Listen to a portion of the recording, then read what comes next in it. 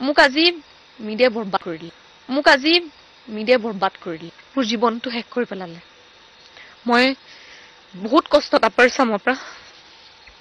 অকলে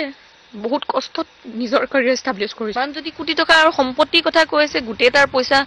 মোৰ ওপৰতে খৰচা কৰিছে কি পইচা খৰচা কৰিছে সেয়াটো ওলাব ন আৰু বিয়াত খৰচা কৰিছে ষ্টেটমেণ্ট দিছে সি মই তাৰ পৰা দম দি লৈছো বা কিবা কৰি লৈছো এনেকুৱা নহয় সি এটা ট্ৰেডাৰ হয় এজন আজিৰ যুগৰ ট্ৰেডাৰ এজনে কোটি টকীয়া বাহন ল'ব পাৰিছে সি নিজৰ বায়েকৰ বিয়াত খৰচা কৰিছে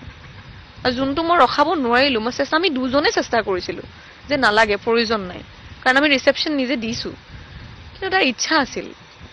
সি জোৰ কৰি কৰিছিল ধৰি আনিছে কৈ বিহাৰৰ পৰা ধৰি আনিছে বুলি কৈ দিব কাৰণে মই বাইটটা দিব লগা হল উপায় নাই ন আপোনালোকৰ